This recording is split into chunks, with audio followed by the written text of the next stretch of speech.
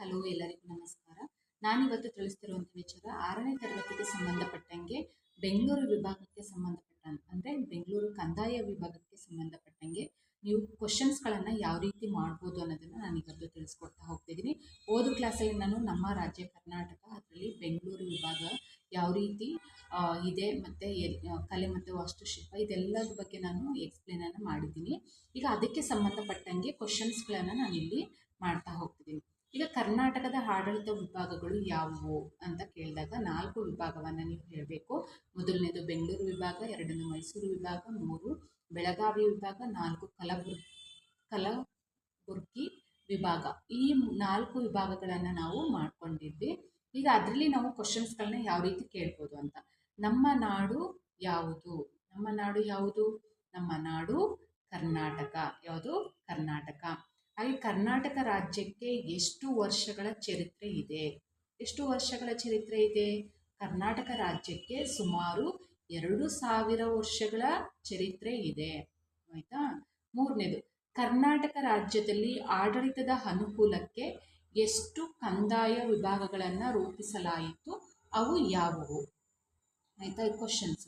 ಅದರಲ್ಲಿ ಕರ್ನಾಟಕ ರಾಜ್ಯದಲ್ಲಿ ಆಡಳಿತ ಅನುಕೂಲಕ್ಕಾಗಿ 4 ಕಂದಾಯ ವಿಭಾಗಗಳನ್ನು ರಚಿಸಲಾಗಿದೆ. ಅವುಗಳೆಂದರೆ, 1 ಬೆಂಗಳೂರು ವಿಭಾಗ 9 ಜಿಲ್ಲೆಯನ್ನು ಹೊಂದಿದೆ. ಹಾಗೆ ಮೈಸೂರು ವಿಭಾಗ 8 ಜಿಲ್ಲೆಯನ್ನು ಹೊಂದಿದೆ. ಹಾಗೆ ಬೆಳಗಾವಿ ವಿಭಾಗ 7 ಜಿಲ್ಲೆಗಳನ್ನು ಹೊಂದಿದೆ. 4 ಕಲಬುರಗಿ ವಿಭಾಗ 2 ಜಿಲ್ಲೆಗಳನ್ನು ಹೊಂದಿದೆ. ಒಟ್ಟು 31 ಜಿಲ್ಲೆಗಳನ್ನು ಒಳಗೊಂಡಿದೆ. ಯಾವುದು? ಕರ್ನಾಟಕ ರಾಜ್ಯದಲ್ಲಿ ಆಡಳಿತದ ಅನುಕೂಲಕ್ಕಾಗಿ ಎಷ್ಟು ಕಂದಾಯ ವಿಭಾಗಗಳನ್ನು ರೂಪಿಸಲಾಗಿತ್ತು? 4 ಕಂದಾಯ ವಿಭಾಗಗಳನ್ನು ರೂಪಿಸಲಾಗಿತ್ತು. ಅವು ಯಾವುವು ಅನ್ನೋದನ್ನು ನಾನಿಲ್ಲಿ ತಿಳಿಸಿದ್ದೀನಿ. ಓಕೆ. ನೆಕ್ಸ್ಟ್, ಪ್ರತಿ ಜಿಲ್ಲೆಗೆ ಒಬ್ಬರು ಯಾರಿರ್ತಾರೆ? ಪ್ರತಿ ಜಿಲ್ಲೆಗೆ ಒಬ್ಬರು ಜಿಲ್ಲಾಧಿಕಾರಿಗಳಾಗಿರುತ್ತಾರೆ. ಅವರನ್ನು ನಾವು ಏನೆಂದು ಕರೆಯುತ್ತಾರೆ? ಅಂದರೆ ಪ್ರತಿ ಜಿಲ್ಲೆಗೆ ಒಬ್ಬರು ಜಿಲ್ಲಾಧಿಕಾರಿಗಳಿರ್ತಾರೆ. ಅವ್ರನ್ನ ನಾವು ಏನಂತ ಕರಿತೀವಿ? ಪ್ರತಿ ಜಿಲ್ಲೆಗೆ ಒಬ್ಬರು ಜಿಲ್ಲಾಧಿಕಾರಿಯನ್ನು ನಾವು ಡೆಪ್ಯೂಟಿ ಕಮಿಷನರ್ ಎಂದು ಕರೆಯುತ್ತಾರೆ. ನೆಕ್ಸ್ಟ್, ವಿಭಾಗೀಯ ಅಧಿಕಾರಿಯಾಗುತ್ತಾರೆ. ಅವರನ್ನು ಏನೆಂದು ಕರೆಯುತ್ತಾರೆ?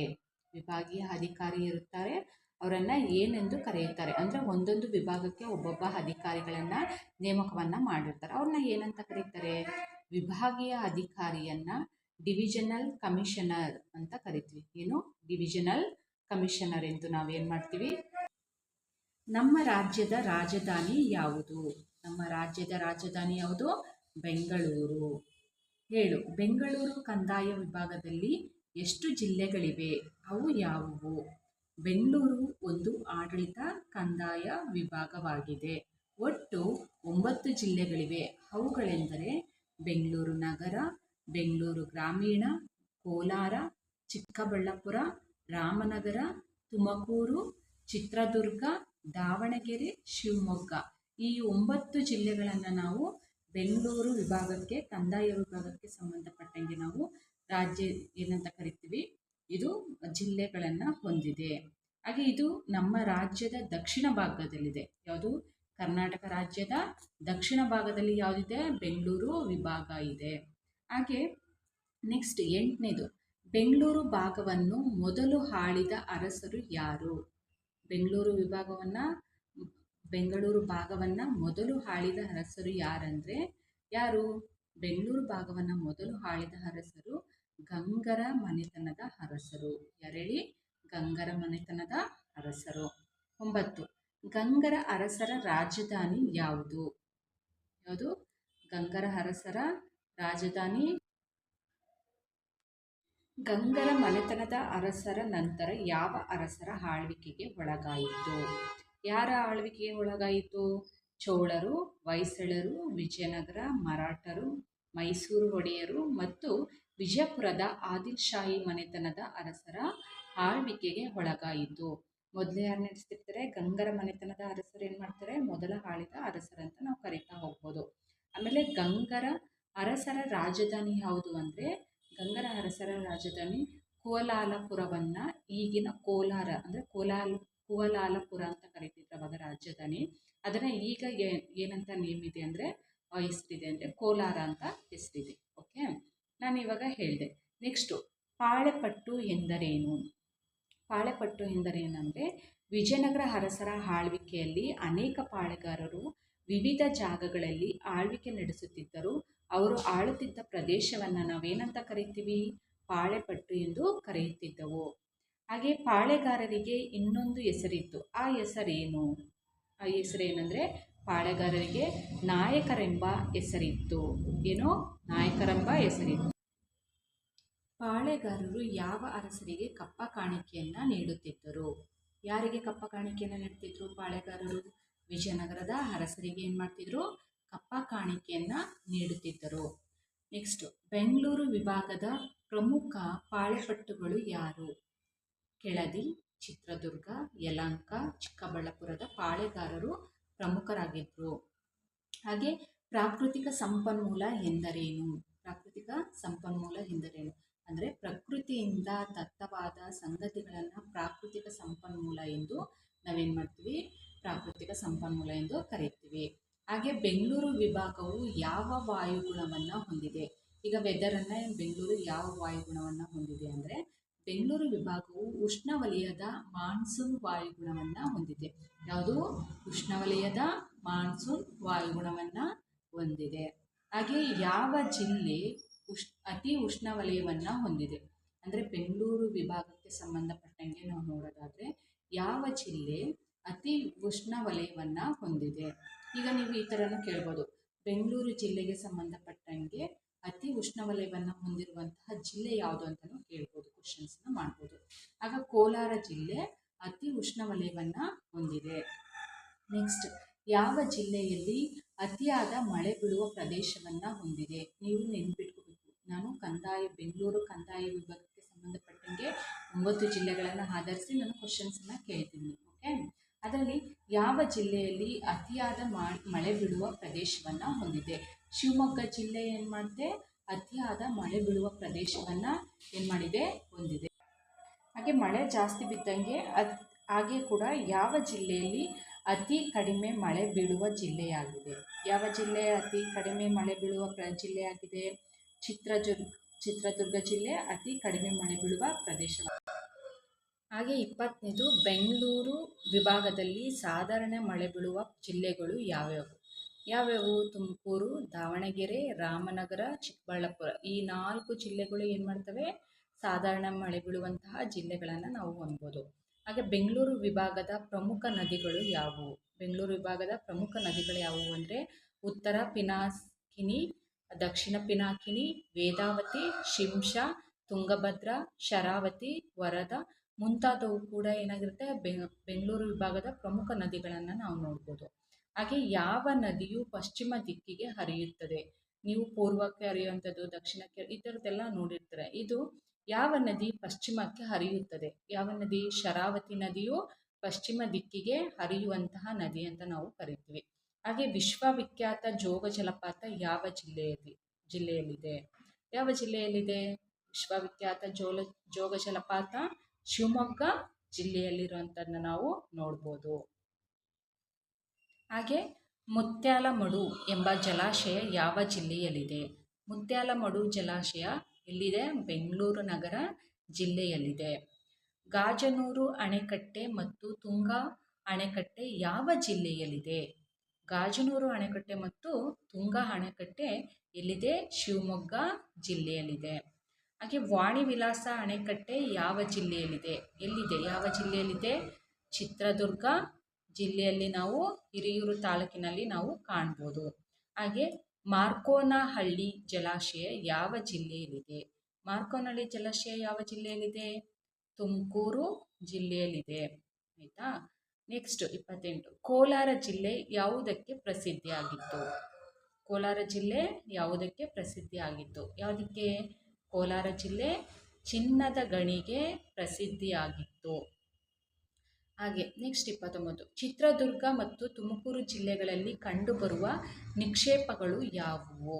ಯಾವ್ಯಾವು ಕಂಡುಬರುತ್ತೆ? ಕಬ್ಬಿಣ ಮತ್ತು ಅದಿರು ನಿಕ್ಷೇಪಗಳು ಕಂಡುಬರುತ್ತೆ. ನೆಕ್ಸ್ಟ್, ಚಿತ್ರದುರ್ಗದಲ್ಲಿ ಸಿಗುವ ಖನಿಜಗಳು ಯಾವುವು? ಚಿತ್ರದುರ್ಗ ಜಿಲ್ಲೆಯಲ್ಲಿ ಸಿಗುವ ಖನಿಜಗಳು ಯಾವುವು ಅಂದರೆ ತಾಮ್ರದ ಗಣಿಗಳು ಮತ್ತು ಪರಮಾಣು ಶಕ್ತಿ ಉತ್ಪಾದನೆಗೆ ಅಗತ್ಯವಾದ ಖನಿಜಗಳು ಚಿತ್ರದುರ್ಗದಲ್ಲಿ ಏನು ಮಾಡುತ್ತೆ ನಿಮಗೆ ಸಿಗುತ್ತದೆ. ಸಹ್ಯಾದ್ರಿ ಪರ್ವತ ಶ್ರೇಣಿಯು ಯಾವ ಜಿಲ್ಲೆಯ ಗಡಿಭಾಗದಲ್ಲಿ ಹಾದು ಹೋಗುತ್ತದೆ? ನಿಮಗೆ ಇದನ್ನು ಕೇಳ್ತಿರ್ಬೋದು, ಅದನ್ನು ನಾವು ನೆನ್ಪಿಟ್ಕೋಬೇಕು. ಸಹ್ಯಾದ್ರಿ ಪರ್ವತ ಶ್ರೇಣಿಯು ಯಾವ ಜಿಲ್ಲೆಯಲ್ಲಿ ಗಡಿಭಾಗದಲ್ಲಿ ಹಾದು ಹೋಗುತ್ತದೆ? ಸಹ್ಯಾದ್ರಿ ಪರ್ವತ ಶ್ರೇಣಿಯು ಶಿವಮೊಗ್ಗದ ಗಡಿಭಾಗದಲ್ಲಿ ಹಾದು ಹೋಗುತ್ತದೆ. ಅಂದರೆ ಶಿವಮೊಗ್ಗ ಜಿಲ್ಲೆಯ ಗಡಿಭಾಗದಲ್ಲಿ ಎಲ್ಲಿ ಹೋಗುತ್ತೆ? ಹಾದು ಹೋಗುತ್ತದೆ. ನೆಕ್ಸ್ಟ್, ಬೆಂಗಳೂರು ವಿಭಾಗದಲ್ಲಿರುವ ಅತಿ ಎತ್ತರದ ಬೆಟ್ಟ ಅಥವಾ ಗುಡ್ಡ ಯಾವ ಜಿಲ್ಲೆಯಲ್ಲಿದೆ? ಅತಿ ಎತ್ತರದ ಬೆಟ್ಟವೆಂದರೆ ಯಾವುದು? ಚಿತ್ರದುರ್ಗ ಜಿಲ್ಲೆಯಲ್ಲಿರುವಂತಹ ಆಲು ರಾಮೇಶ್ವರ ಗುಡ್ಡ. ಇದು ಅತಿ ಎತ್ತರವಾದ ಬೆಟ್ಟ ಅಥವಾ ಗುಡ್ಡ ಅಂತ ನಾವು ಇದನ್ನು ಕರಿತೀವಿ. ಹಾಗೆ ಬೆಂಗಳೂರು ವಿಭಾಗದಲ್ಲಿರುವ ಪ್ರಸಿದ್ಧ ಗುಡ್ಡಗಳ್ಯಾವುವು? ನಿಮಗೆಲ್ಲರೂ ಗೊತ್ತಿರಬೇಕು. ನಮಗೆ ನಂದಿದುರ್ಗವನ್ನು ನಾವು ಕಾಣ್ತಾ ಹೋಗ್ತೀವಿ. ಕವಲೇದುರ್ಗ ಆಗಿರ್ಬೋದು, ಚಂದ್ರಗುತ್ತಿ ಆಗಿರ್ಬೋದು, ಕೊಡಚಾದ್ರಿ, ನಂದಿದುರ್ಗ, ಇದನ್ನು ನಾವು ಪ್ರಸಿದ್ಧ ಗುಡ್ಡಗಳಾಗಿರುವಂಥದ್ದನ್ನ ನಾವು ನೋಡ್ಬೋದು. ಬೆಂಗಳೂರು ವಿಭಾಗದಲ್ಲಿರುವ ಪ್ರಮುಖ ಧಾಮಗಳನ್ನು ಹೆಸರಿಸಿ. ಯಾವ್ಯಾವು? ಜೋಗಮಟ್ಟಿ ಅರಣ್ಯಧಾಮ, ಬನ್ನೇರುಘಟ್ಟ ರಾಷ್ಟ್ರೀಯ ಉದ್ಯಾನವನ, ಮತ್ತು ಭದ್ರಾ ವನ್ಯಮೃಗಧಾಮ ಶಿವಮೊಗ್ಗದಲ್ಲಿದೆ. ಶರಾವತಿ ವನ್ಯಮೃಗಧಾಮ ಶಿವಮೊಗ್ಗದಲ್ಲಿದೆ. ಶೆಟ್ಟಿಹಳ್ಳಿ ವನ್ಯಮೃಗಧಾಮ ಶಿವಮೊಗ್ಗದಲ್ಲಿದೆ. ಗುಡವಿ ಪಕ್ಷಿಧಾಮ ಶಿವಮೊಗ್ಗದಲ್ಲಿದೆ. ಮಂಡಗದ್ದೆ ಪಕ್ಷಿಧಾಮ ಶಿವಮೊಗ್ಗದಲ್ಲಿದೆ. ಕಗ್ಗಲಡು ಪಕ್ಷಿಧಾಮ ತುಮಕೂರು ಜಿಲ್ಲೆಯಲ್ಲಿದೆ. ರಾಮದೇವರ ಬೆಟ್ಟ ರಣಹದ್ದು ಪಕ್ಷಿಧಾಮ ರಾಮನಗರದಲ್ಲಿದೆ. ಜಯಮಂಗಲಿ ಕೃಷ್ಣ ಮೃಗ ವನ್ಯಧಾಮ ತುಮಕೂರಲ್ಲಿದೆ. ತಿಳ್ಕೊಂಡ್ರಲ್ವಾ? ಬೆಂಗಳೂರು ವಿಭಾಗದಲ್ಲಿರುವಂತಹ ಪ್ರಮುಖ ಧಾಮಗಳು ಯಾವ್ಯಾವು ಅಂದರೆ ನೀವು 10 ವಿಭಾಗಗಳನ್ನು ನಾವು ನೋಡ್ಬೋದು, 10 ಧಾಮಗಳನ್ನು ನಾವು ನೋಡ್ಬೋದು. ಹಾಗೆ ನೆಕ್ಸ್ಟ್, ಬೆಂಗಳೂರು ವಿಭಾಗದ ಜನರ ಪ್ರಧಾನ ಕಸುಬು ಯಾವುದಾಗಿತ್ತು? ಅಥವಾ ಬೆಂಗಳೂರು ವಿಭಾಗದ ಜನರ ಪ್ರಧಾನ ಕಸುಬು ಏನಾಗಿತ್ತು? ಕೃಷಿಯು ಜನರ ಪ್ರಧಾನ ಕಸುಬಾಗಿತ್ತು. ಯಾವುದು? ಕೃಷಿಯು ಏನಾಗಿರುತ್ತೆ? ಜನರ ಪ್ರಧಾನ ಕಸುಬಾಗಿರುತ್ತೆ. ಬೆಂಗಳೂರು ವಿಭಾಗದ ಪ್ರಮುಖ ಬೆಳೆಗಳ್ಯಾವು? ಅಂದರೆ ಬೆಂಗಳೂರು ವಿಭಾಗದಲ್ಲಿ ಅಕ್ಕಪಕ್ಕ ಅಂದರೆ 9 ಜಿಲ್ಲೆಗಳಲ್ಲಿ ಯಾವ್ಯಾವ ಬೆಳೆಗಳನ್ನು ಬೆಳೀತಿರ್ತಾರೆ, ಅದು ಪ್ರಮುಖ ಬೆಳೆಗಳು ಯಾವುವು ಅಂದಾಗ ರಾಗಿ, ಮೆಕ್ಕೆಜೋಳ, ಭತ್ತ, ಕಡಲೆಕಾಯಿ, ಬೇಳೆಕಾಳು, ಈ ಒಂದು ಬೆಳೆಗಳನ್ನು ಬೆಳೀತಿರ್ತಾರೆ. ನೆಕ್ಸ್ಟು, ಬೆಂಗಳೂರು ವಿಭಾಗದ ಪ್ರಮುಖ ವಾಣಿಜ್ಯ ಬೆಳೆಗಳು. ಇಲ್ಲಿ ಪ್ರಮುಖ ಬೆಳೆಗಳಾಯಿತು. ಇಲ್ಲೇನಂತೆ ವಾಣಿಜ್ಯ ಬೆಳೆಗಳು ಯಾವುವು ಅಂದರೆ ತೆಂಗಿನಕಾಯಿ, ಅಡಕೆ, ಮತ್ತು ಹತ್ತಿ, ಕಬ್ಬು, ಇವು ಏನಿರುತ್ತೆ ವಾಣಿಜ್ಯ ಬೆಳೆಗಳನ್ನು ನಾವು ನೋಡ್ಬೋದು. ನೆಕ್ಸ್ಟ್, ಕರ್ನಾಟಕ ರಾಜ್ಯದ ಕೈಗಾರಿಕಾ ವಲಯದ ನಿರ್ಮಾತೃ ಯಾರು? ಕೈಗಾರಿಕೆ ವಲಯಕ್ಕೆ ನಿರ್ಮಾತೃ ಯಾರು ಅಂದರೆ ಸರ್ ಎಂ ವಿಶ್ವೇಶ್ವರಯ್ಯ ಅವರು. ಹಾಗೆ ಸರ್ ಎಂ ವಿಶ್ವೇಶ್ವರಯ್ಯ ಅವರು ಯಾರ ಮುಂದಾಲೋಚನೆಗಳನ್ನು ಕಾರ್ಯರೂಪಕ್ಕೆ ತಂದರು? ಅಂದರೆ ಯಾರ ಮುಂದಾಲೋಚನೆಗಳನ್ನು ಕಾರ್ಯರೂಪಕ್ಕೆ ತಂದರು ಅಂದರೆ ನಾಲ್ವಡಿ ಕೃಷ್ಣರಾಜ ಒಡೆಯರ ಮುಂದಾಲೋಚನೆಗಳನ್ನು ಕಾರ್ಯರೂಪಕ್ಕೆ ತರ್ತಾರೆ. ಯಾರು? ವಿಶ್ವೇಶ್ವರಯ್ಯರವರು. ಹಾಗೆ ಶಿವಮೊಗ್ಗ ಜಿಲ್ಲೆಯ ಭದ್ರಾವತಿಯಲ್ಲಿ ಯಾವ ಕಾರ್ಖಾನೆ ಇದೆ? ಶಿವಮೊಗ್ಗ ಜಿಲ್ಲೆಯ ಭದ್ರಾವತಿಯಲ್ಲಿ ಯಾವ ಕಾರ್ಖಾನೆ ಇದೆ? ಉಕ್ಕು ಮತ್ತು ಕಬ್ಬಿಣ ಕಾರ್ಖಾನೆಯನ್ನು ನಾವು ನೋಡ್ಬೋದು. ಯಾವುದು? ಉಕ್ಕು ಮತ್ತು ಕಬ್ಬಿಣ ಕಾರ್ಖಾನೆಯನ್ನು ನಾವು ನೋಡ್ಬೋದು. ನೆಕ್ಸ್ಟು, ಉಕ್ಕು ಮತ್ತು ಕಬ್ಬಿಣ ಕಾರ್ಖಾನೆ ಎಷ್ಟರಲ್ಲಿ ಸ್ಥಾಪನೆ ಆಯಿತು? 1923ರಲ್ಲಿ ಸ್ಥಾಪನೆ ಆಯಿತು. ಭದ್ರಾವತಿಯಲ್ಲಿರುವ ಕಬ್ಬಿಣ ಮತ್ತು ಉಕ್ಕಿನ ಕಾರ್ಖಾನೆಯನ್ನು ಯಾವ ಹೆಸರಿನಿಂದ ಕರೆಯುತ್ತಾರೆ? ವಿಶ್ವೇಶ್ವರಯ್ಯ ಕಬ್ಬಿಣ ಮತ್ತು ಉಕ್ಕು ನಿಯಮಿತ ಕಾರ್ಖಾನೆ ಎಂದು ಕರೆಯುತ್ತಾರೆ. ಈ ಹೆಸರಿನಿಂದ ಕರೆಯುತ್ತಾರೆ. 1936ರಲ್ಲಿ ಸ್ಥಾಪಿಸಿದ ಕಾರ್ಖಾನೆ ಯಾವುದು? ಯಾವ ಜಿಲ್ಲೆಯಲ್ಲಿದೆ? 1936ರಲ್ಲಿ ಸ್ಥಾಪಿಸಿದಂತಹ ಕಾರ್ಖಾನೆ ಯಾವುದು ಮತ್ತು ಅದು ಯಾವ ಜಿಲ್ಲೆಯಲ್ಲಿದೆ? ಅದು ಎಲ್ಲಿದೆ? ಶಿವಮೊಗ್ಗ ಜಿಲ್ಲೆಯಲ್ಲಿ ಭದ್ರಾವತಿಯಲ್ಲಿ ಕಾಗದದ ಕಾರ್ಖಾನೆಯನ್ನು ನಾವು ನೋಡ್ಬೋದು. ಯಾವುದು? ಕಾಗದದ ಕಾರ್ಖಾನೆಯನ್ನು ಶಿವಮೊಗ್ಗ ಜಿಲ್ಲೆಯ ಭದ್ರಾವತಿಯಲ್ಲಿ ನಾವು ನೋಡ್ಬೋದು. ಕರ್ನಾಟಕ ರಾಜ್ಯದ ಮೊದಲ ಸಿಮೆಂಟ್ ಕಾರ್ಖಾನೆ ಎಲ್ಲಿ ಸ್ಥಾಪನೆಗೊಂಡಿದೆ? ನೀವು ಯಾವ ಥರ ಕ್ವಶನ್ಸ್ ಬೇಕಾದ್ರೂ ಮಾಡ್ಕೋಬೋದು. ಓಕೆನಾ? ಯಾವುದು? ಭದ್ರಾವತಿ. ಕರ್ನಾಟಕ ರಾಜ್ಯದ ಮೊದಲ ಸಿಮೆಂಟ್ ಕಾರ್ಖಾನೆ ಎಲ್ಲಿ ಸ್ಥಾಪನೆಗೊಂಡಿತು ಅಂದರೆ ಭದ್ರಾವತಿಯಲ್ಲಿ ಸ್ಥಾಪನೆಗೊಂಡಿತು. ನೆಕ್ಸ್ಟು ತುಮಕೂರು ಜಿಲ್ಲೆಯ ಅಮ್ಮಸಂದ್ರದಲ್ಲಿ ಯಾವ ಕಾರ್ಖಾನೆ ಇದೆ? ಯಾವುದು? ತುಮಕೂರು ಜಿಲ್ಲೆಯಲ್ಲಿ ಅಮ್ಮಸಂದ್ರದಲ್ಲಿ ಯಾವ ಕಾರ್ಖಾನೆ ಇದೆ? ಯಾವ ಕಾರ್ಖಾನೆ ಇದೆ ತುಮಕೂರು ಜಿಲ್ಲೆಯಲ್ಲಿ? ಅಮ್ಮಸಂದ್ರದಲ್ಲಿ ಬಿರ್ಲಾ ಕಂಪನಿಯ ಸಿಮೆಂಟ್ ಕಾರ್ಖಾನೆಯನ್ನು ನಾವು ನೋಡ್ಬೋದು. ಯಾವುದು? ಬಿರ್ಲಾ ಕಂಪನಿಯ ಸಿಮೆಂಟ್ ಕಾರ್ಖಾನೆಯನ್ನು ನಾವು ನೋಡ್ಬೋದು. ಬಿರ್ಲಾ ಕಂಪನಿಯ ಸಿಮೆಂಟ್ ಕಾರ್ಖಾನೆ ಯಾವ ಜಿಲ್ಲೆಯಲ್ಲಿದೆ? ಯಾವ ಜಿಲ್ಲೆಯಲ್ಲಿದೆ? ತುಮಕೂರು ಜಿಲ್ಲೆಯಲ್ಲಿ ಅಮ್ಮಸಂದ್ರದಲ್ಲಿದೆ. ನೀವು ಯಾವ ನೋಡಿ ಕ್ವಶನ್ಸ್ಗಳನ್ನು ನೀವು ಯಾವ ಥರ ಬೇಕಾದ್ರೂ ನೀವು ಮಾಡ್ಕೋಬೋದು. ಓಕೆ. ನೆಕ್ಸ್ಟು ಬೆಂಗಳೂರು ಯಾವ ಉದ್ದಿಮೆಗಳಿಗೆ ಪ್ರಸಿದ್ಧಿಯಾಗಿದೆ? ಬೆಂಗಳೂರು ಯಾವ ಉದ್ದಿಮೆಗಳಿಗೆ ಪ್ರಸಿದ್ಧಿಯಾಗಿದೆ? ಮಾಹಿತಿ ತಂತ್ರಜ್ಞಾನ ಮತ್ತು ಜೈವಿಕ ತಂತ್ರಜ್ಞಾನಕ್ಕೆ ಉದ್ದಿಮೆಗಳಿಗೆ ಪ್ರಸಿದ್ಧಿಯನ್ನು ಹೊಂದಿರುವಂಥದ್ದನ್ನು ನಾವು ನೋಡ್ಬೋದು. ಮತ್ತು ಬಟ್ಟೆ ರಫ್ತು ವ್ಯಾಪಾರದಲ್ಲಿ ದೇಶದಲ್ಲಿ ಯಾವ ರಾಜ್ಯ 2ನೇ ಸ್ಥಾನವನ್ನು ಹೊಂದಿದೆ? ರಾಜ್ಯದಲ್ಲಿ 2ನೇ ಸ್ಥಾನದಲ್ಲಿದೆ. ಯಾವುದು? ಕರ್ನಾಟಕ ರಾಜ್ಯ ದೇಶದಲ್ಲಿಯೇ 2ನೇ ಸ್ಥಾನದಲ್ಲಿದೆ. ಯಾವುದು? ಕರ್ನಾಟಕ ರಾಜ್ಯ 2ನೇ ಸ್ಥಾನದಲ್ಲಿದೆ. 12ನೇ ಶತಮಾನದ ವಚನ ಸಾಹಿತ್ಯಕ್ಕೆ ಅಪಾರ ಕೊಡುಗೆ ನೀಡಿದವರು ಯಾರು? ಯಾರು? ಅಲ್ಲಮಪ್ರಭು ಮತ್ತು ಅಕ್ಕ ಮಹಾದೇವಿ. ನೆಕ್ಸ್ಟ್, ಅಕ್ಕ ಮಹಾದೇವಿ ಮತ್ತು ಅಲ್ಲಮಪ್ರಭು ಯಾವ ಜಿಲ್ಲೆಗೆ ಸೇರಿದವರು? ಅಕ್ಕ ಮಹಾದೇವಿ ಮತ್ತು ಅಲ್ಲಮಪ್ರಭು ಯಾವ ಜಿಲ್ಲೆಗೆ ಸೇರಿದವರು? ಶಿವಮೊಗ್ಗ ಜಿಲ್ಲೆಯ ಬಳ್ಳಿಗಾವೆಗೆ ಸೇರಿದವರು. ದಾಸ ಪರಂಪರೆಗೆ ಸೇರಿದ ಶ್ರೀಪಾದರಾಯರು ಯಾವ ವಿಭಾಗಕ್ಕೆ ಸೇರಿದವರು? ಯಾವ ವಿಭಾಗಕ್ಕೆ ಸೇರಿದವರು? ಶ್ರೀಪಾದರಾಯರು ಬೆಂಗಳೂರು ವಿಭಾಗಕ್ಕೆ ಸೇರಿದವರು. ಕನ್ನಡ ಸಾಹಿತ್ಯವನ್ನು ಶ್ರೀಮಂತಗೊಳಿಸಿದ ಸಾಹಿತಿಗಳು ಯಾರ್ಯಾರು ಅನ್ನೋದನ್ನ ನಾವು ನೋಡೋಣ. Kuvempu, Masti Venkatesha Iyengar, U R Ananthamurthy. ಇವ್ರಿಗೆ ಏನಿದೆ? ಜ್ಞಾನಪೀಠ ಪುರಸ್ಕೃತರು ಅಂತ ನಾವು ಕರೀತಾ ಹೋಗ್ಬೋದು. ಹಾಗೆ D V Gundappa, Nisar Ahmed, T P Kailasam, M K Indira, Tarasu, doctor Anupama Niranjana, ಆಮ Nayaka, V Seetharamaiah, Nadoja D'Souza, Dodda Rangegowda, B G L Swamy, M V Seetharamaiah, K V Subbanna, G Venkatasubbaiah, G S Shivarudrappa, Baraguru Ramachandrappa, doctor D R Nagaraj, doctor Siddalingaiah, Pratibhananda Kumar. ಇವರಿಷ್ಟೂ ಕೂಡ ಕನ್ನಡ ಸಾಹಿತ್ಯವನ್ನು ಶ್ರೀಮಂತಗೊಳಿಸಿದ ಸಾಹಿತ್ಯಗಳು. ಯಾವ ವಿಭಾಗಕ್ಕೆ? ಬೆಂಗಳೂರು ವಿಭಾಗಕ್ಕೆ ಸಂಬಂಧಪಟ್ಟಂಗೆ ಇವರು ಕನ್ನಡ ಸಾಹಿತ್ಯವನ್ನು ಶ್ರೀಮಂತಗೊಳಿಸಿದಂತಹ ಸಾಹಿತಿಗಳನ್ನು ನಾವು ನೋಡಿದ್ವಿ. ಆಯಿತಾ? ನೆಕ್ಸ್ಟ್, ನಾಟಕ ರತ್ನ, ನಾಟಕ ಸಾರ್ವಭೌಮ ಎಂಬ ಬಿರುದು ಯಾರಿಗಿತ್ತು? ಗುಬ್ಬಿ ವೀರಣ್ಣ ಅವರಿಗೆ ನಾಟಕ ಸಾರ್ವಭೌಮ ಅಥವಾ ನಾಟಕ ರತ್ನ ಎಂಬ ಬಿರುದು ಇತ್ತು. ಕನ್ನಡದ ಮೊದಲನ ವಾಕ್ಚಿತ್ರ ಸತಿ ಸುಲೋಚನದ ನಾಯಕ ನಟ ಯಾರು? ಸುಬ್ಬಯ್ಯ ನಾಯ್ಡು. ಕಲ್ಚರ್ಡ್ ಕಮಿಡಿಯನ್ ಎಂದು ಹೆಸರು ಮಾಡಿದ್ದು ಯಾರು? ಕೆ ಹಿರಣ್ಣಯ್ಯ. ಅವರ ಪುತ್ರ ಮಾಸ್ಟರ್ ಹಿರಣ್ಣಯ್ಯ ಅವರು ಕಲ್ಚರ್ಡ್ ಕಮಿಡಿಯನ್ ಎಂದು ಹೆಸರು ಮಾಡಿದ್ದನ್ನು ನಾವು ನೋಡ್ಬೋದು. ನೃತ್ಯ ಲೋಕಕ್ಕೆ ಅಪಾರ ಕಾಣಿಕೆ ನೀಡಿದವರು ಯಾರು? ಶ್ರೀಮತಿ ಮಾಯಾರಾವ್. ಇವರು ಬೆಂಗಳೂರಿನವರು. ಹಾಗೆ ಪ್ರಸಿದ್ಧ ತಜ್ಞರಾದ ಸಾಹಿತಿ ಎಚ್ ಎಲ್ ನಾಗೇಗೌಡ ಅವರು ಸ್ಥಾಪಿಸಿರುವ ಜಾನಪದ ಲೋಕ ಯಾವ ಜಿಲ್ಲೆಯಲ್ಲಿದೆ?